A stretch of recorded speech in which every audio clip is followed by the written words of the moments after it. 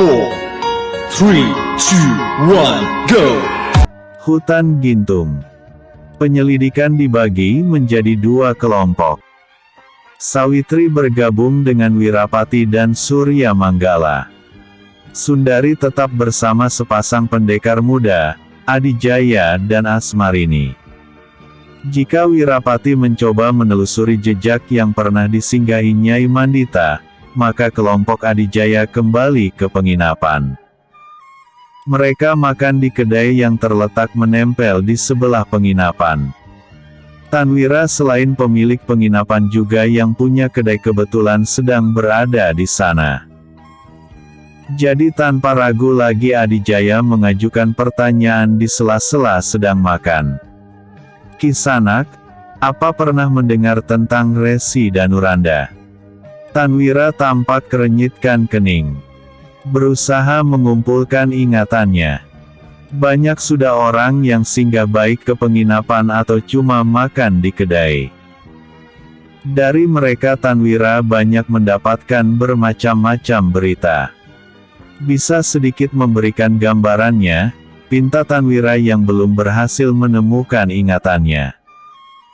"Seorang resi yang pengikutnya kebanyakan dari orang-orang berada," jawab Asmarini. "Apakah saudara-saudara sedang mencari beliau?" tanya seorang pengunjung yang duduk di bangku paling ujung. Semuanya menoleh ke arah orang itu. Seorang lelaki parubaya berpakaian sederhana, tapi dari kebersihan badannya menunjukkan dia jarang keluar rumah. Bahkan sorot matanya memancarkan kewibawaan seorang bangsawan. "Sepertinya Kisanak tahu banyak tentang dia," ujar Adijaya. Lelaki ini tersenyum sebelum menjawab. "Saya Bayunata, saya baru saja mengundurkan diri sebagai menteri di kerajaan Malabar karena memutuskan untuk jadi pengikut Eyang Resi Danuranda." Semua orang pun segera menjurah hormat kepada Bayunata. "Kalau begitu, Gusti hendak ke tempatnya Eyang Resi?" tanya Adijaya mengikuti sebutan Eyang untuk menghormati. "Maaf, saya sudah tidak layak dengan sebutan itu," sanggah Bayunata dengan senyum ramah. "Kalau begitu maaf, Ki Bayunata," balas Adijaya dengan senyum juga. "Terima kasih, sejujurnya saya juga belum tahu di mana kediaman Eyang Resi. Saya hanya disuruh datang ke hutan Gintung, di sana katanya akan ada yang menjemput." Adijaya saling pandang dengan Asmarini dan Sundari. Sementara Tanwira hanya menyimak saja. Entah ini suatu kebetulan atau memang sudah diatur oleh Sang Maha Kuasa. Kesempatan ini tidak boleh dilewatkan. "Boleh kami ikut bersama Ki Bayunata?" pinta Asmarini. Bayunata tidak segera menjawab, dia memperhatikan ketiga orang yang ingin ikut bersamanya ke hutan Gintung. Apakah saudara-saudara juga ingin jadi pengikut Eyang Resi?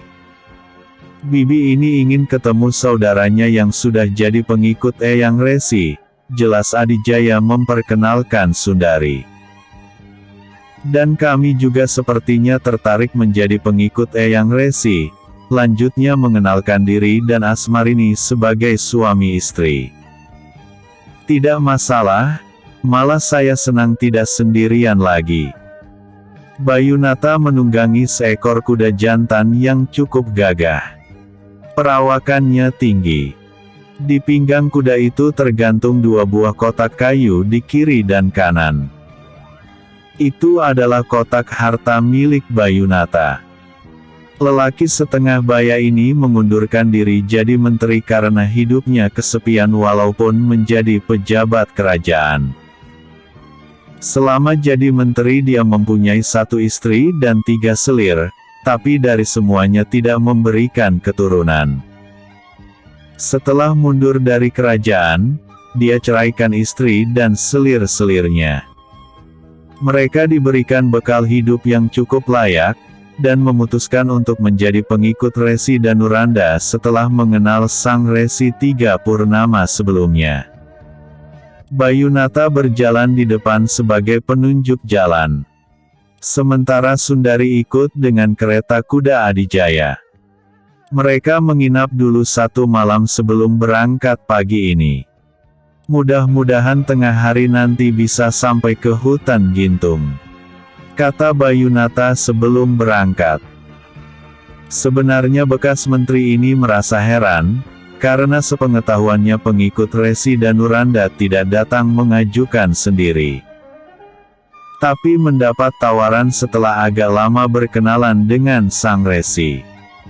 Kemudian bila sudah siap maka Sang Resi akan menyuruh datang ke suatu tempat dengan membawa seluruh kekayaannya. Namun, Bayunata tidak memikirkan seandainya 3 orang yang ada di kereta kuda mempunyai niat buruk.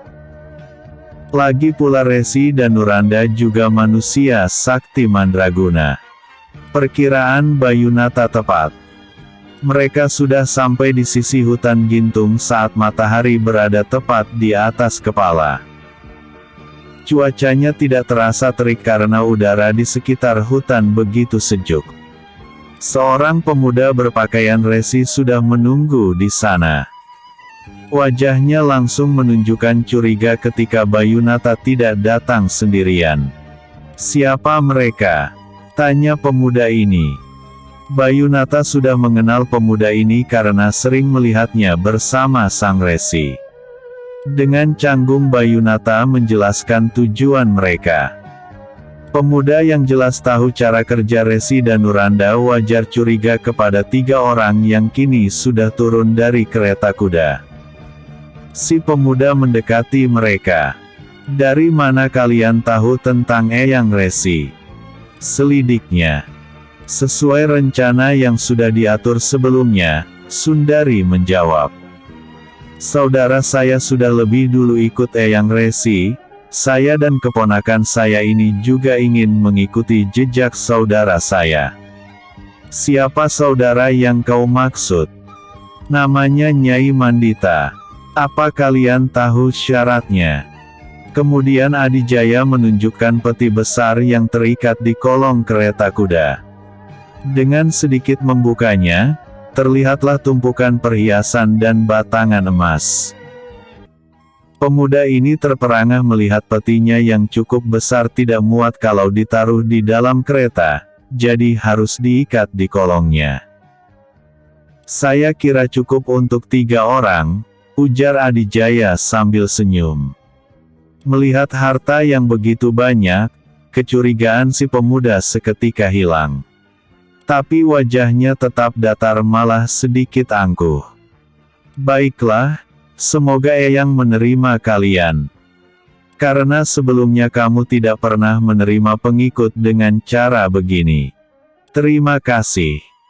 Kemudian si pemuda berpakaian resi menyuruh mereka mengikuti jalannya. Ternyata masuk ke dalam hutan yang pepohonannya cukup rapat. Beruntung kereta kuda Adijaya bisa masuk ke jalan yang tampaknya sengaja dibuat khusus. Setelah masuk agak dalam, ternyata pohon-pohonnya tumbuh agak renggang. Kini mengerti, rapatnya pepohonan di pinggir ternyata merupakan pagar atau benteng alami. Dari luar orang tidak akan melihat keadaan yang di dalam. Sampai di tengah hutan, mereka dibuat tercengang karena melihat ada 3 bangunan yang terbuat dari kayu. 2 bangunan besar berhadapan dan 1 bangunan kecil di ujungnya. Bangunan kecil bentuknya seperti rumah biasa. Sedangkan bangunan besar, yang satu tertutup dengan dinding. Yang satunya tanpa dinding, ruangan terbuka yang ditopang puluhan tiang di sisi dan tengahnya. Sepertinya ini bangunan khusus untuk pertemuan. Kereta kuda Adijaya disimpan sekitar 5 tombak sebelum wilayah yang ada bangunannya. Kebetulan Eyang Resi belum pulang, jadi kalian harap menunggu di dalam asrama, si pemuda menunjuk ke arah bangunan berdinding. Bagaimana kalau kami menunggu di kereta kuda saja, usul Adijaya. Terserah, jawab si pemuda angkuh lalu meninggalkan mereka. Bayunata juga pamit hendak menunggu di asrama saja. Laki-laki ini tampak lebih antusias setelah sampai di sini. Mumpung Eyang Resi belum ada, aku akan menyelidiki tempat ini, kata Adijaya dengan penekanan kata saat menyebut Eyang Resi. Asmarini terkikik mendengarnya.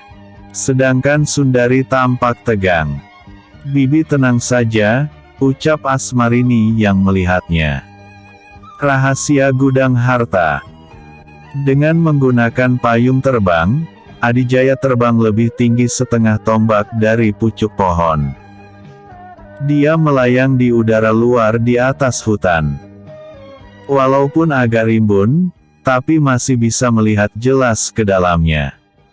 Hutan Gintung cukup luas. 3 bangunan tadi ternyata bukan tepat di tengah-tengah hutan yang memanjang dari timur ke barat. Adijaya melayang perlahan ke arah barat sambil terus menyapukan pandangan ke setiap pelosok.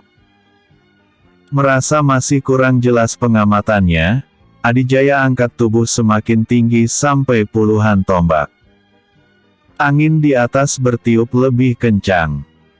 Benar kata pepatah, semakin tinggi pohon semakin besar angin yang menerpa. Namun, ini dalam arti yang sebenarnya. Memandang ke bawah, semuanya terlihat kecil. Hutan Gintung menghampar bagaikan pemadani. Dari sini Adijaya bisa melihat ada bangunan lain selain 3 bangunan sebelumnya. Dia langsung meluncur turun mendekatinya. Adijaya hinggap di dahan pohon yang jaraknya 10 tombak menuju bangunan yang ternyata sebuah rumah kayu yang cukup besar. Anehnya, rumah ini dijaga belasan orang yang warna pakaiannya seragam. Merah darah. Hari masih menunjukkan, Kalangkang Satangtung, pukul 14 masih lama menunggu malam. Kalau Adijaya menyusup ke rumah itu sekarang, pasti mudah dipergoki. Tempat itu dijaga ketat, berarti di dalamnya terdapat sesuatu yang berharga, gumam Adijaya. Dia memutuskan untuk mengawasi saja. Barangkali ada orang masuk atau keluar dari rumah besar itu. Benar saja, dari arah timur terlihat pemuda yang berpakaian resi itu tengah menuntun kuda milik Bayunata yang di pinggang hewan itu tergantung peti kecil berisi harta. Sudah pasti pemuda itu menuju rumah besar. Sekali lihat saja Adijaya berkesimpulan, rumah itu pasti tempat menyimpan harta-harta pengikut Resi Danuranda. Berarti harta itu tidak dibagi-bagikan seperti yang digembar-gemborkan. Tapi ditembun, duga Adijaya. Selanjutnya dia harus menyelidiki untuk apa harta-harta itu. Mungkinkan kecurigaan Wirapati benar, bahwa Resi Danuranda hanya kedok saja. Adijaya melihat pemuda itu dengan leluasa masuk ke dalam rumah besar. Bahkan bersama dengan kudanya. Setelah beberapa lama pemuda resi itu keluar lagi tanpa membawa apa-apa. Benar, dia menyimpan harta milik Bayunata termasuk hewan tunggangannya juga. Tiba-tiba Adijaya menepuk jidatnya sendiri. Ah, ternyata aku masih manusia yang bisa lupa. Aku kan, bisa ngaraga sukma. Setelah pemuda resi itu lewat dan tak kelihatan lagi, Adijaya ambil posisi duduk bersila di atas dahan besar yang melintang, dan mulai menghimpun hawa sakti sambil merapalkan mantra ajian ngaraga sukma. Tubuh Adijaya menjadi kaku bagai patung. Lalu sesosok bayangan menyerupai dirinya menyeruak keluar dari dalam tubuhnya. Itulah sukmanya Adijaya. Sosoknya melayang turun ke bawah, selanjutnya berjalan menuju rumah besar. Adijaya bisa merasakan para penjaga rumah ini memiliki kepandaian yang lumayan tinggi. Tentu saja mereka tidak bisa melihat raga halus Adijaya yang begitu tenangnya memasuki rumah tanpa membuka pintu. Aku jadi jurik sekarang, gumam Adijaya sambil senyum-senyum. Di dalam rumah terlihat bertumpuk-tumpuk peti harta memenuhi setiap sudut ruangan. Benar, harta ini ditimbun. Pasti untuk suatu tujuan besar. Ternyata rumah ini hanya ada satu kamar di sudut kanan belakang. Adijaya mematung di depan pintu kamar itu. Dia merasakan ada orang di dalamnya. 2 orang. Pemuda ini memutuskan untuk berdiri saja di sana. Dia bisa mendengar percakapan orang di dalam. Adijaya mendengarkan mereka sedang membahas dirinya yang datang tanpa undangan.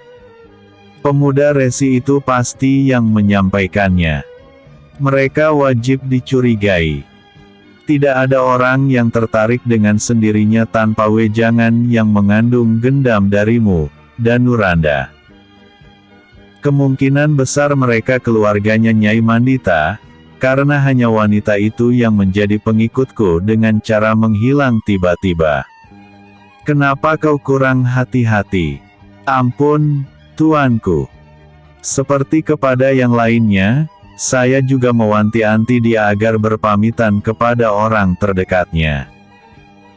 Apa mungkin karena dia hanya mempunyai seorang pembantu, jadi langsung meninggalkannya begitu saja? Mereka harus tetap diselidiki, walaupun katanya membawa peti harta yang besar. Baik, tuanku. Beberapa hari lagi kita mulai bergerak. Keadaan kita cukup kuat untuk merebut tahta Salakanagara. Setelah itu, kita kembalikan kejayaan Salakanagara menjadi penguasa di Tatar Sunda. Percakapan mereka terhenti. Lalu keluarlah seorang kakek berpakaian resi dari dalam kamar. Adijaya langsung menduga orang ini pasti Resi Danuranda. Sang resi tampak mematung sejenak di dekat Adijaya berdiri. Bola mata Resi Danuranda bergerak-gerak seperti sedang mencari sesuatu. Wajahnya menunjukkan kecemasan. Kini dia tengah tengok ke segala arah. Sepertinya dia merasakan kehadiran seseorang. Aneh, sepertinya ada jurik menyusup. Tapi untuk apa? Resi Danuranda mendesah lalu melangkah keluar. Ternyata dia cukup peka juga. Tapi hanya sekadar peka, tidak mampu mendeteksi lebih jauh. Adijaya tersenyum memandangi punggung sang resi. Aku memang jurik, tapi cuma sementara, Resi Gadungan. Jelaslah sekarang tujuan semua ini. Kalau dulu ada Ganggasara yang hendak membangun kerajaan baru.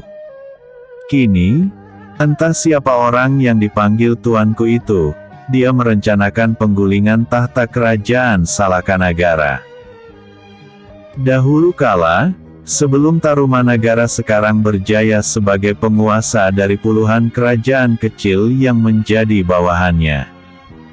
Salakanagara adalah kerajaan penguasa yang pertama. Setelah Raja ke-8 Salakanagara yang bergelar Dewa Warman ke-8 mewariskan tahta ke menantunya yang bernama Jayasinghawarman, Salakanagara hanya dijadikan kerajaan bawahan. Karena Jayasinghawarman memindahkan ibu kota dan menjadikan Tarumanagara sebagai penguasa tertinggi. Wisnuwarman adalah Maharaja yang keempat Tarumanagara. Begitulah sedikit gambaran tentang Salakanagara yang diperoleh Adijaya dari keterangan Padmasari. Jadi kalau cuma merebut tahta tidak memerlukan biaya sebanyak ini. Ambisi ingin berkuasa memang tidak pernah hilang dari sifat manusia. Apa ada mantra yang bisa menyadarkan pengikut Resi Gadungan itu? Tanya Adijaya kepada Padmasari. Mantra yang biasa saja juga bisa. Itu bukan gendam yang berbahaya. Baiklah, aku akan melakukan tindakan selanjutnya. Adijaya kembali ke raga kasarnya. Sampai di sana pemuda ini terkejut karena Resi Danuranda berdiri mematung di bawah pohon di mana raga kasarnya berada. Wajahnya tampak mendongak ke atas. Rupanya penyusupnya ada di sini. Seru Resi Danuranda. Tangan kanannya menyentak ke atas kirimkan pukulan jarak jauh. Us. Segulung bola api melesat ke arah raga kasar Adijaya yang masih mematung di tempatnya. Blair. Ledakan kecil terjadi mematahkan dahan tempat Adijaya duduk. Beruntung Sukma pendekar payung terbang lebih cepat kembali masuk ke raga kasarnya sehingga dia bisa melompat turun menghindari ledakan. Resi Danuranda segera berbalik karena sosok Adijaya sudah berdiri di belakangnya dengan tersenyum. Sang Resi terkejut karena serangannya bisa dihindari dengan mudah. Padahal sebelumnya tidak ada yang mampu menyelamatkan diri dari ajian Brajageni miliknya. Resi Gadungan, sekarang sudah terbongkar topengmu. Maki Adijaya. Resi Danuranda tertawa lebar. Anak ingusan macam kau punya kemampuan apa? Hardiknya, dia lupa tadi pukulan saktinya tidak mengenai sasaran. Resi Danuranda. Dasar tua pikun, baru saja pukulanmu tak mampu melukaiku, sudah sesumbar lagi. Semprot Adijaya. Resi Danuranda mendengkus. Wajahnya memerah. Dia berpikir, pemuda ini mampu menerobos hutan, bahkan keberadaannya tidak jauh dari gudang harta. Berarti dia sudah tahu tempat itu. Terus tadi dia menyebut, Resi Gadungan, apa dia sudah tahu semuanya? Siapa dia? Dari mana asalnya? Kenapa bisa ada orang asing tahu tentang isi hutan Gintung? Kau pasti sepasang suami istri yang mengintil Bayunata. Tepat sekali Eyang Resi. Cibir Adijaya sedikit memonyongkan bibirnya lalu tersenyum genit. Sang Resi mendengkus lagi. Apa tujuanmu yang sesungguhnya? Aku yakin kau sama sekali tidak bermaksud menjadi pengikutku. Semula memang begitu, tapi setelah tahu ternyata kau Resi Gadungan, aku mengubah niatku. Mau apa? Tentu saja menggagalkan rencana kau dan tuanmu itu. Resi Danuranda terperanjat. Bagaimana pemuda ini bisa tahu semuanya, padahal baru juga masuk ke hutan ini? Pemuda ini harus segera dilenyapkan, kalau tidak mau rencana besarnya gagal. Siapapun dia, pasti berbahaya dan cukup tinggi ilmunya. Kau pikir mampu? Sentak Resi Danuranda sambil melepaskan serangan pukulan yang sudah dilapisi tenaga dalam. Kakek ini tidak mau main-main walaupun lawannya masih muda. Lebih cepat lebih baik. Dua kepalan tangannya sudah dilapisi ajian Brajageni andalannya. Bahkan sudah dinaikkan tingkatannya. Sehingga dari kepalan sampai sebatas siku tampak memancarkan warna merah membara. Sedangkan Adijaya juga sama, melapisi tangannya dengan hawa sakti yang diubah menjadi dingin. Sehingga saat berbenturan dengan tangan lawan menimbulkan suara seperti api yang disiram air. Selain itu pemuda ini juga seperti biasa menggunakan ajian membalik langit untuk memahami inti jurus atau ajian lawannya. Dalam belasan jurus dia hanya menghindar dan menangkis. Jika Resi Danuranda begitu agresif ingin sekali cepat melumpuhkan lawannya, maka Adijaya hanya melawan dengan tenang. Kekuatannya dibuat menyesuaikan dengan lawan. Baru setelah lewat 20 jurus, Adijaya mulai membalas serangan yang membuat Resi Gadungan itu terkejut. Gerakan jurus yang diperagakan Adijaya sama persis dengan jurusnya. Hanya berbeda pada hawa yang dipancarkan berupa hawa dingin. Bagaimana kau? Ajian apa yang kau gunakan? Potong Adijaya. Keduanya masih saling tukar jurus. Ini ajian andalanku, Brajageni. Resi Danuranda lipat gandakan lagi tenaganya. Kalau begitu aku menamakan ajianku, Braja Salju. Asal sebut saja Adijaya setelah menciptakan jurus atau ajian hasil meniru ajian lawannya. Resi Danuranda merasa aneh, baru pertama menemukan lawan yang seperti ini. Meskipun saat ini dia sudah meraba kekuatan lawan, tapi sepertinya belum keluar sepenuhnya. Dia dibuat bingung, seperti melawan jurusnya sendiri, hanya berbeda hawa saktinya. Panas lawan dingin. Des. Des. Begitulah setiap saling berbenturan seperti api yang disiram air. Namun, hawa dingin yang lebih mendominasi. Dua tangan Resi Danuranda berkedip-kedip seperti cahaya yang hendak redup. Us. Blep. Ketika jaraknya agak merenggang, Resi Danuranda lepaskan pukulan jarak jauh. Dari kepalanya keluar bola api, melesat menghantam Adijaya.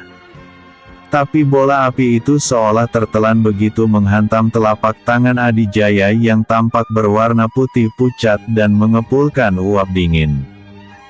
Puluhan jurus telah dilewati. Adijaya seolah-olah hanya bermain-main saja. Dia memang menyerang balik, tapi tidak untuk melumpuhkan. Hanya sekadar gerak menipu untuk memancing lawannya mengeluarkan jurus baru. Resi Danuranda sadar kalau dia mengeluarkan jurus ajian lain, maka lawannya akan membuat tiruannya. Dia semakin bingung, lawannya selalu mematahkan serangannya bahkan dengan jurus miliknya. Sebaiknya kau gunakan ilmu milikmu, jangan mencuri punya orang. Seru Resi Danuranda sangat geram. Yang namanya mencuri itu tanpa sepengetahuan pemiliknya. Nah, aku kan terang-terangan. Apa masih disebut mencuri? Lagi pula isinya berlawanan walaupun luarnya sama, hehehe. Si kakek Resi ini menggeram keras. Dia mundur beberapa langkah untuk mengambil napas dan menghimpun tenaga penuh. Kalau begitu terimalah ilmu pamungkasku, ajian senejurik. Seluruh tubuh Resi Danuranda dikobari api yang menyala-nyala berwarna merah. Mulutnya keluar suara raungan menyeramkan. Dari dua tangan dan mulutnya menjulur lidah api yang sangat panas menyembur ke arah Adijaya. Suasana di sekitar tempat itu menjadi terasa terik. Padahal mentari sudah berada di tunggang gunung, pukul 16. Ditambah udara hutan sebenarnya sangat sejuk bahkan cenderung dingin. Lidah api itu memang mampu mengenai sasaran. Tampak seperti membakar tubuh Adijaya, tapi hanya beberapa kejap saja terus padam dan tubuh pemuda itu masih utuh tidak terluka sedikitpun.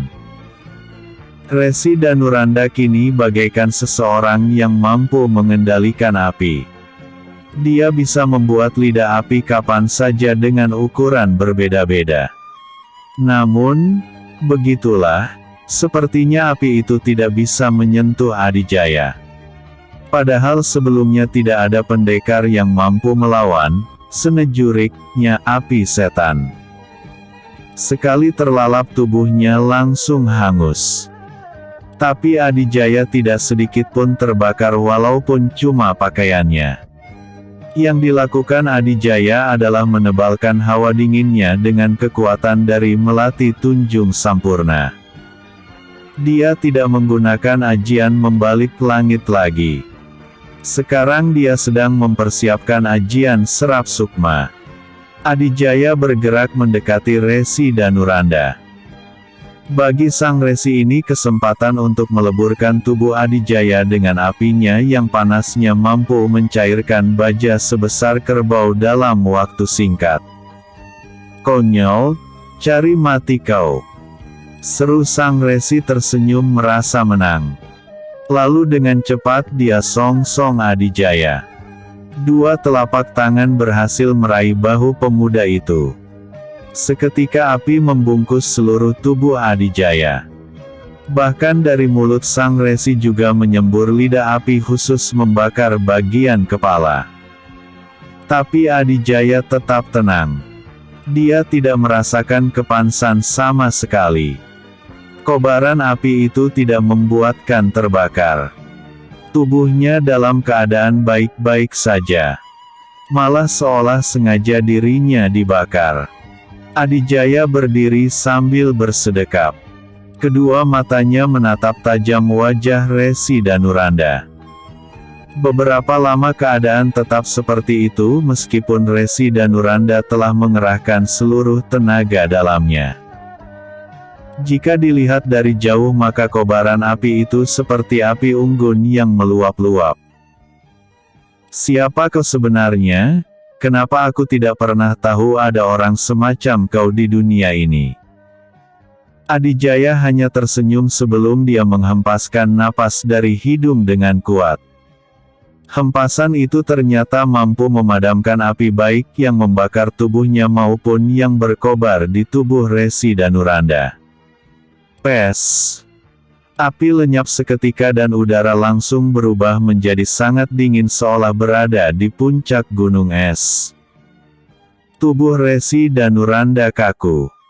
Dua tangannya masih menempel di bahu Adijaya, malah tak bisa lepas.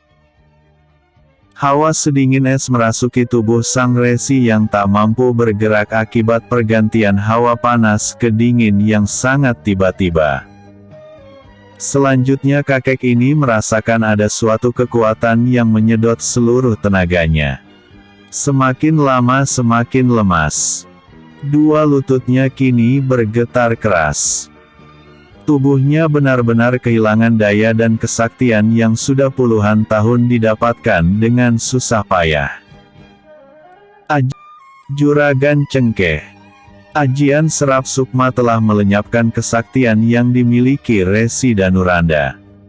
Dia tidak pernah menyangka hidupnya akan berakhir seperti ini.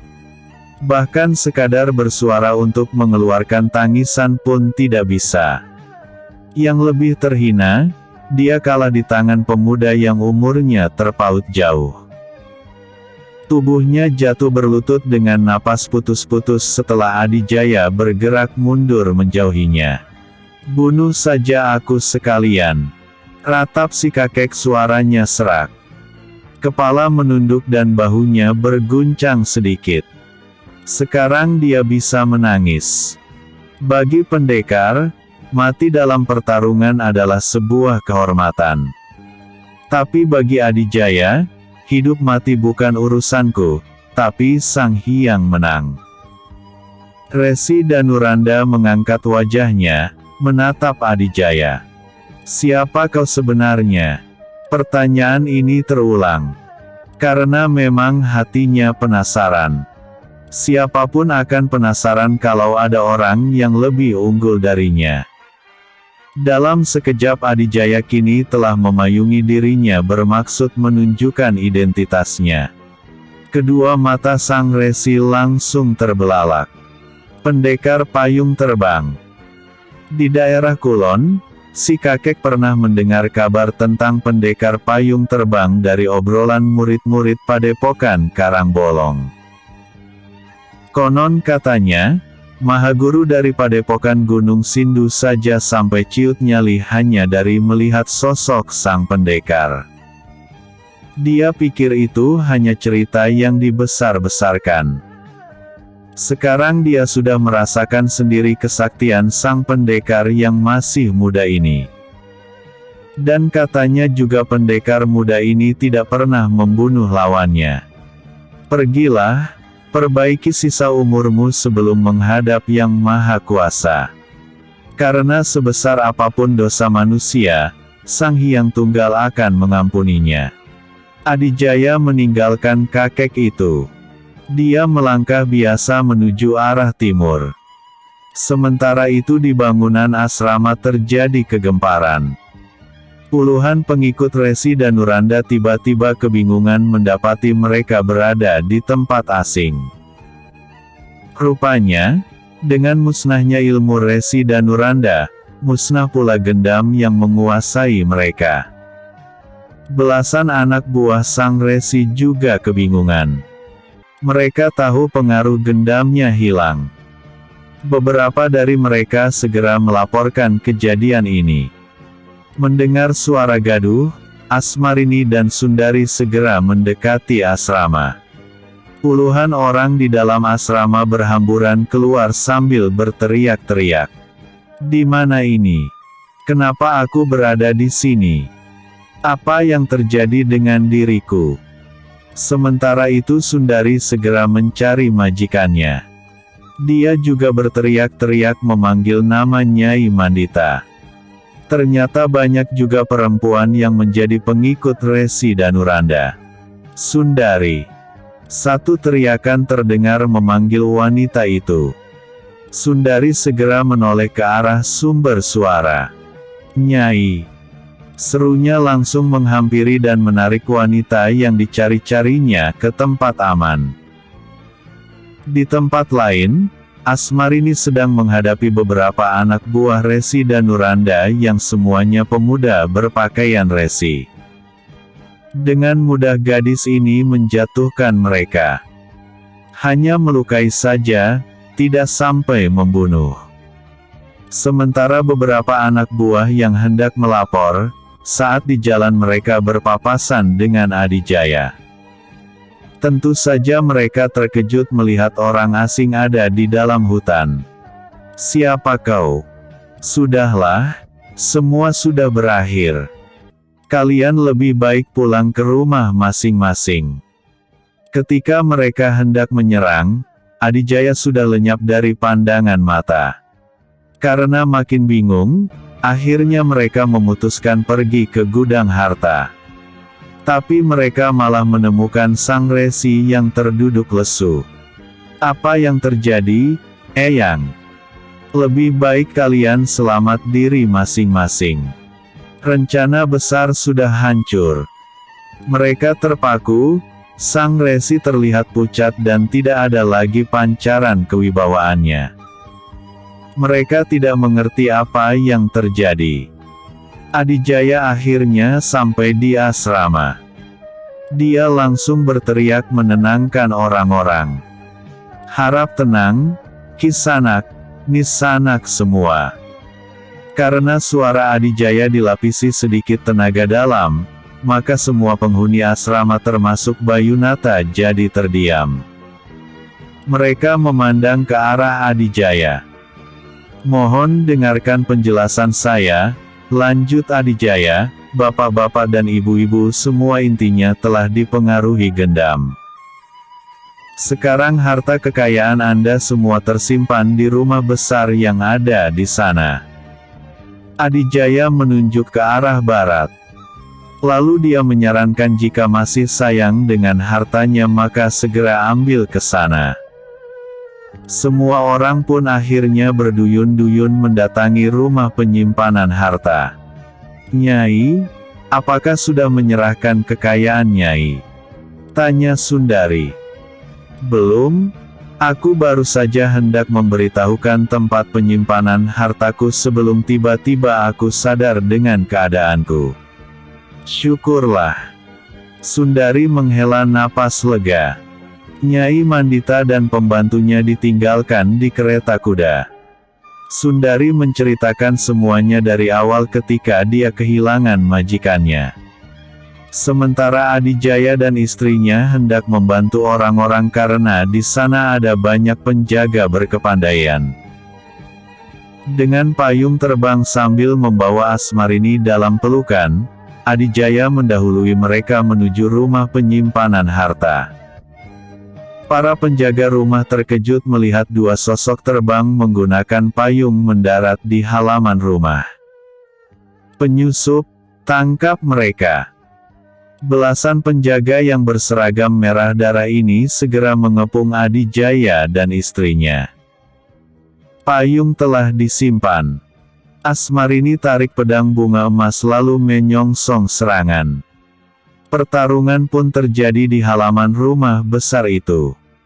Terlihat pintu rumah terbuka, lalu dari dalam muncul seseorang. Lelaki parubaya yang pakaiannya tampak bagus seperti seorang bangsawan. Adijaya yang melihatnya langsung meninggalkan arena pertarungan. Adijaya melesat ke arah orang itu. Dia yakin istrinya mampu menangani para penjaga itu. "Siapa kau?" "Bukan siapa-siapa, tuanku. Aku hanya ingin membantu orang-orang yang telah kau tipu." "Apa maksudmu?"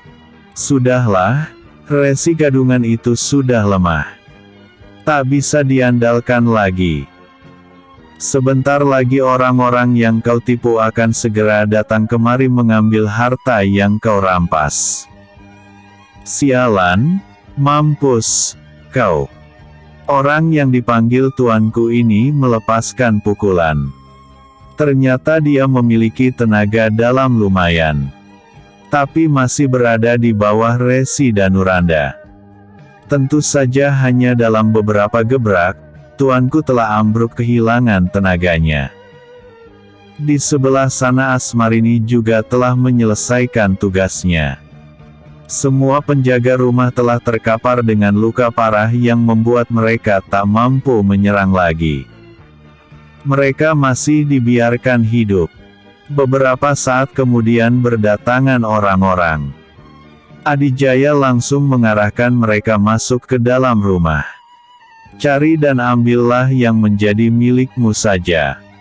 Setelah semuanya selesai, si tuanku, Resi Danuranda dan semua anak buahnya diikat dan dikumpulkan di bangunan tanpa dinding."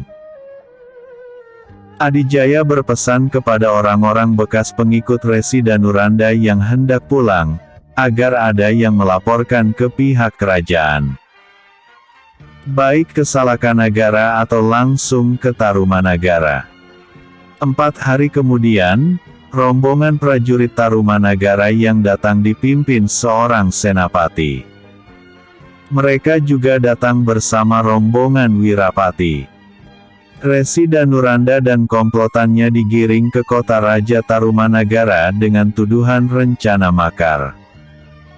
"Saudara Adijaya, aku kagum Anda bisa lebih dulu menyelesaikan masalah ini," puji Surya Manggala. "Saudara terlalu berlebihan," sangga Adijaya sambil tersenyum.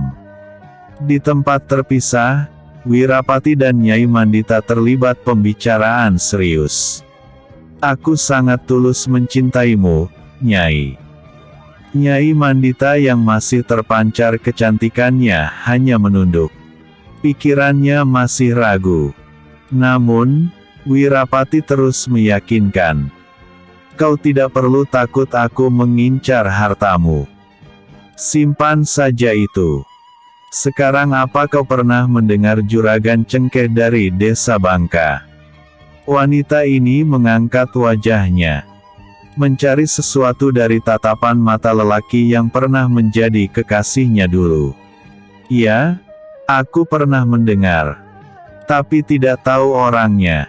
"Itu aku, Nyai." Nyai Mandita terpaku. Dulu Wirapati hanya pemuda biasa yang miskin. Makanya sang ayah menolaknya. Sekarang dia telah berubah nasibnya. Kini telah hadir versi audio BOOKNYA, sudah bisa didengarkan. Bersambung. Cinta yang menggelora.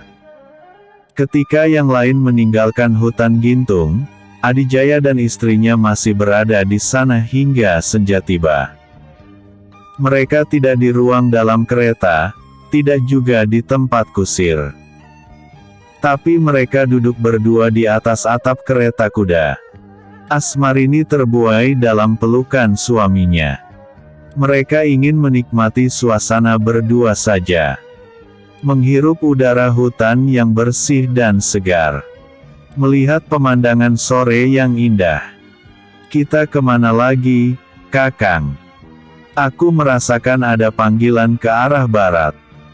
Siapa yang memanggil? Dua Guryang pengikut Kakang. Bukan, mereka sepertinya menikmati urusan mereka sendiri. Lantas siapa? Adijaya eratkan pelukannya. Beberapa kejap dia ingat Puspasari dan juga Sekar Kusuma. Puspasari mungkin sudah bersuami sekarang. Atau bahkan sudah punya momongan. Mengingat sudah lama dia meninggalkan gadis itu. Lalu Sekar Kusuma, apakah gadis itu telah menerima takdirnya?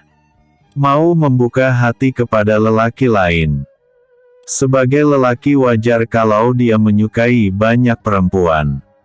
Tapi akan terhormat kalau hanya setia kepada Asmarini. Panggilan alam, naluri kependekaran merasakan ada sesuatu yang harus diselesaikan di sana.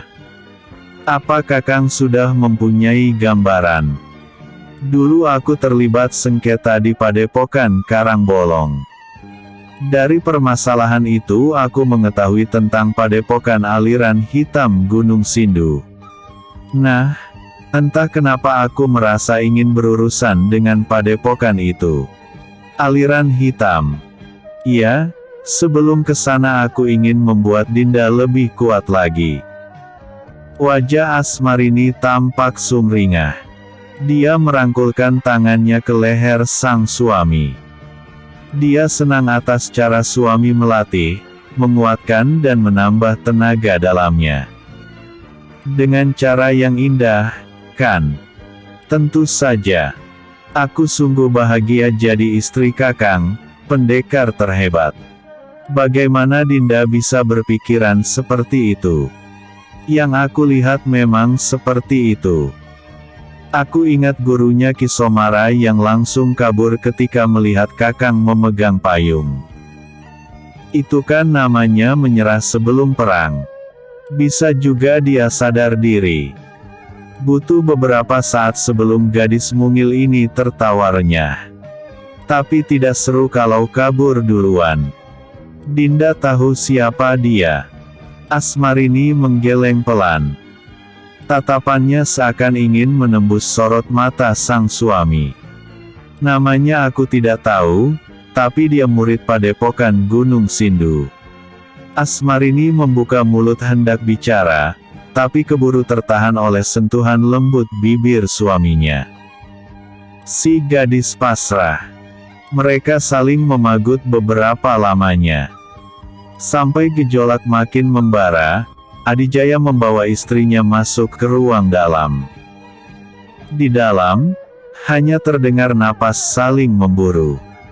Kadang-kadang diselingi desahan, lenguhan bahkan pekik kecil. Bukan karena kesakitan, tapi karena tak mampu menggambarkan keindahan dengan kata-kata. Sebelumnya Adijaya memang pernah merasakan keindahan bersama wanita lain. Pertama kali dia menikmatinya bersama Kinasih.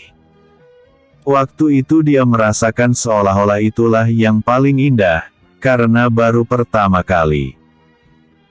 Lalu saat bersama Santini, gadis pembunuh bayaran yang juga membawa malapetaka baginya.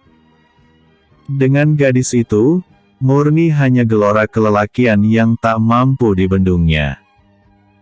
Sedangkan Asmarini, gadis yang menjadi istrinya ini ternyata memberikan pelayanan yang lebih. Yang dilakukan dengan sepenuh cinta. Walaupun di awal-awal sempat kaku juga karena si gadis masih perawan. Dan yang paling indah, mereka sama-sama memainkan peran dengan baik sehingga memperoleh kepuasan bersama-sama. Apalagi ini dipakai sebagai cara menambah tenaga dalam buat Asmarini. Putaran pertama telah diraih. Sepasang suami istri ini sama-sama terkulai lemas dengan rona wajah bahagia. Mereka saling berpelukan. Udara dingin seakan tidak mau masuk ke dalam ruangan yang terasa panas. Panas yang nikmat. Padepokan Gunung Sindu. Sesuai namanya, letaknya berada di lereng gunung. Gunung yang tersembunyi di antara gunung-gunung lain yang lebih tinggi. Hanya sedikit orang yang mengetahui tempat itu. Di dalam sebuah goa khusus, di mana tidak boleh ada orang lain masuk kecuali Maha Guru saja. Goa yang temaram cenderung gelap. Di ujung ruangan, di atas batu hitam tampak duduk bersila seseorang yang bukan lain adalah Maha Guru. Gentasora, akhirnya tapamu berhasil membangunkan aku. Terdengar suara besar yang menggema di dalam goa itu. Suara yang entah dari mana asalnya. Suara yang mampu menggetarkan ruangan goa yang tidak terlalu besar itu. Hamba sangat memerlukan bantuan Eyang, ucap Gentasora pelan, berusaha menenangkan dirinya. Karena dalam hatinya berdebar kencang meskipun dia telah memiliki kekuatan besar. Lalu terdengar suara tawa membahana. Manusia memang serakah, ketika kekuatan sendiri tidak mampu, maka meminta bantuan kepada makhluk lain, hahaha. Gentasora menunduk. Sepasang telapak tangannya merapat membentuk sembah. Posisinya tetap bersila. Udara di dalam ruangan terasa panas bagaikan dipanggang di atas bara. Kalau tidak menggunakan tenaga dalam sudah pasti tubuhnya akan hangus. Akan hamba berikan semua permintaan Eyang. Apa yang kau inginkan? Hamba bercita-cita ingin menjadi yang terkuat di dunia persilatan. Namun, ada seseorang yang menghalangi niat hamba. Namanya pendekar payung terbang. Apa yang kau takutkan darinya? Hamba tidak takut kepada orangnya, tapi dia mempunyai guriyang pendamping. Oh, ho. Jadi kau ingin aku melenyapkan makhluk sebangsaku itu? Benar, Eyang. Hanya itu. Iya, biar orangnya hamba yang menghadapi. Baik. Tapi kau harus sanggup memenuhi syaratku. Hamba siap. Bagus, tunggulah aku akan datang lagi meminta syarat. Terdengar lagi suara tawa menggelegar Eyang yang ternyata makhluk guriyang sebelum lenyap dan suasana dalam goa kembali seperti semula. Gentasora menarik napas lega. Hatinya senang setelah lama bertapa agar bisa memanggil makhluk guriyang akhirnya tercapai juga. Dulu dia memutuskan mundur ketika melihat Adijaya mengeluarkan payung terbang. Sejak saat itu dia ingin sekali mempunyai guriyang yang akan membantu cita-citanya. Saatnya melanjutkan cita-cita yang sempat terhenti. Gentasora bangkit dari duduknya lalu meninggalkan goa itu. Saking semangatnya, entah sudah berapa kali putaran dalam semalam sepasang suami istri ini memadu cinta yang menggebu-gebu. Sampai keesokan harinya saat carancang tihang mereka baru terbangun. Kita cari sungai atau pancuran untuk mandi, Kakang. Baiklah. Adijaya beringsut ke tempat kusir, lalu menarik tali kekang. Kereta kuda pun melaju pelan menyusuri pinggiran hutan gintung ke arah barat. Ternyata di ujung hutan sebelah barat ada sebuah sungai kecil berair jernih. Sepasang suami istri segera membersihkan diri bersama-sama. Mereka mandi sambil bercanda ria. Tak peduli tubuh mereka polos tanpa sehelai benang. Mereka meluapkan kegembiraan sambil tertawa-tawa. Di hari yang terang, ternyata tubuh Asmarini begitu terlihat indah. Adijaya menelan ludah beberapa kali. Sebab selama ini dia melihatnya dalam suasana temaram di dalam kereta. Gairahnya bangkit lagi. Segera dia tarik gadis itu ke dalam pelukannya dan langsung pasrah. Tapi mereka hentikan pekerjaannya ketika mendengar suara merintis seperti kesakitan. "Tolong, Kisanak berdua, tolong saya." Asmarini dan Adijaya mengitarkan pandangan mencari sumber suara. "Naiklah, maka kalian akan menemukan saya. Mohon tolong saya." Episode sebelumnya, Juragan Cengkeh. Episode berikutnya, Kuda Guriang.